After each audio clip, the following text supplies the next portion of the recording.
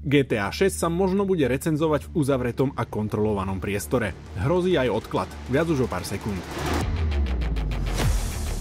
Po masívnom úniku z roku 2022 nenecháva Rockstar Games pri GTA 6 zrejme nič na náhodu. Podľa nových špekulácií sa štúdio chystá zaviesť extrémne prísne bezpečnostné opatrenia, aby zabránilo únikom od recenzentov. Insider Detective Seeds tvrdí, že novinári a tvorcovia obsahu budú pozvaní na špeciálne uzavreté stretnutia. Tam by mali hrať hru niekoľko dní v kontrolovaných podmienkach a pod neustálým dohľadom, aby sa na verejnosť nedostali žiadne detaily o príbehu či zábery z hrania. Ten istý insider, ktorý sa údajne spojil so zamestnancom vydavateľstva, však priniesol aj ďalšiu predpoveď. Podľa jeho názoru bude vydanie GTA 6 opäť odložené, tentokrát až na jeseň 2026, čo sa zhoduje aj s predošlými odhadmi novinára Toma Hendersona. Ak by sa to potvrdilo, ostatní vydavatelia by sa tomuto termínu určite snažili vyhnúť. Oficiálny dátum vydania však zatiaľ zostáva nezmenený, a to 26. mája budúceho roka pre PlayStation 5 a Xbox Series X a S.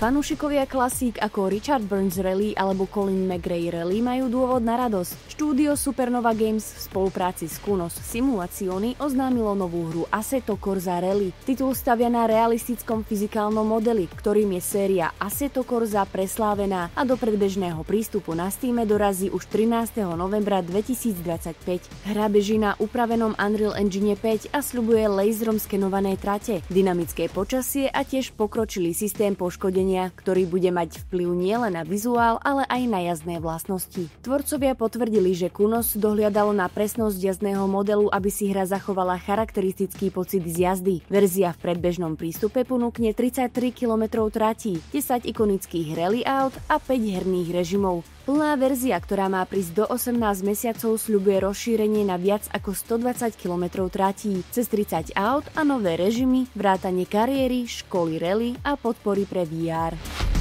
Electronic Arts oficiálne potvrdilo, že Battlefield 6 je najúspešnejšou hrou v histórii série. Počas prvých 3 dní sa predalo viac ako 7 miliónov kusov. Šéfovia štúdia sa poďakovali komunite s tým, že hra bola vytvorená s ohľadom na spätnú väzbu od hráčov, vrátane rekordnej otvorenej bety. Za úspechom stojí najmä Vince Zampella, ktorý v minulosti vytvoril série Call of Duty či Apex Legends. Tvorcovia zároveň potvrdili, že prvá sezóna nového obsahu má začať už o 12 dní. EA sa teraz sústredí na udržanie hráčov a podľa únikov to vyzerá na masívnu podporu. Podľa servera Insider Gaming sa v súboroch hry našli odkazy na 6 nových herných režimov, vrátane Raid, Payload či Tank Hunt. Režim Strike Point má prísť 28. októbra ako súčasť prvej sezóny Rogue Ops. Okrem toho sa spomínajú aj vozidlá, ako je vodný skúter a nafúkovací čln. To nahráva špekuláciám o návrate námorných bitiek, ktoré si fanúšikovia žiadajú už roky. Vývojári už skôr potvrdili, že vedia o záujme o námorné boje a tiež, že pripravujú novú verziu Battle Royale režimu.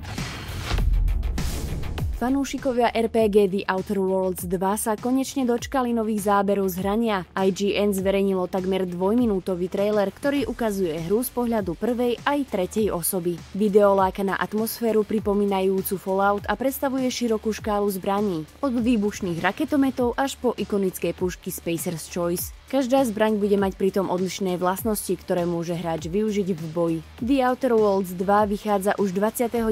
októbra na PC, PlayStation 5 a Xbox Series X a S, pričom od prvého dňa bude dostupný aj v Game Passe. Pre nedočkavých je pripravená premium edícia, ktorá ponúkne 5-dňový skorší prístup už od 24. októbra. Majitelia Game Passu si za túto edíciu môžu priplatiť 30 €. PlayStation má na konte ďalší hit. Akčná adventúra Ghost of Yotei od štúdia Sucker Punch zaznamenala najlepší európsky štart spomedzi exkluzivít Sony od vydania Marvel's Spider-Man 2. Hra sa okamžite vyšplhala na druhé miesto v rebríčku predajov, hneď za EA Sports FC26. Podľa dát má Yotei porovnateľné predaje ako Ghost of Tsushima. V rebríčku tržieb si hra viedla dokonca najlepšie zo všetkých hier a prekonala aj tituly ako Borderlands 4 či Assassin's Creed Shadows. Vývojári zo Sucker Punch teraz stoja pred ťažkým rozhodnutím, čo bude ďalej. Po dokončení plánovaného rozšírenia Legends, ktoré má prísť v roku 2026, sa musia rozhodnúť, ktorej značke sa budú venovať. Portfóliu majú Ghost, Sly Cooper aj Infamous. Šéf štúdia Brian Fleming však potvrdil, že môžu pracovať len na jednej hre súčasne. Neplánujú sa rozširovať, aby zvládli viac projektov, pretože kladú dôraz na kvalitu.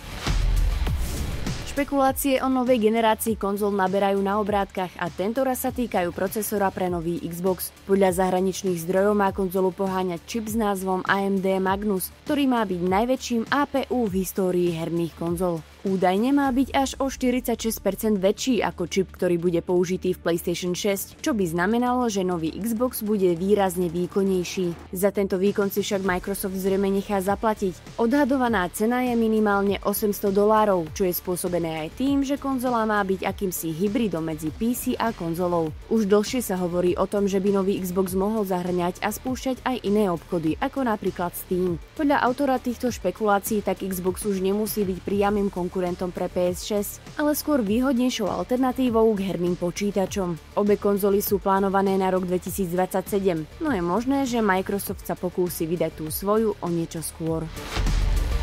Ubisoft vydal aktualizáciu do hry The Crew 2, ktorá umožňuje hrať hru bez pripojenia na internet. Podľa spoločnosti ide o reakciu na spätnú väzbu od komunity. Dying Light The Beast dostane nový obsah aj po vydaní, napríklad režim New Game Plus, nové výzvy alebo vyššiu náročnosť. Hra Star Wars Eclipse je podľa štúdia Quantic Dream stále vo vývoji. Okrem toho pripravujú aj ďalší, zatiaľ neznámy multiplayerový titul. Do predplatného PS Plus dorazia nové tituly, medzi ne patrí Silent Hill 2, Until Dawn, V-Rising alebo aj Yakuza Like a Dragon. Už v utorok 21.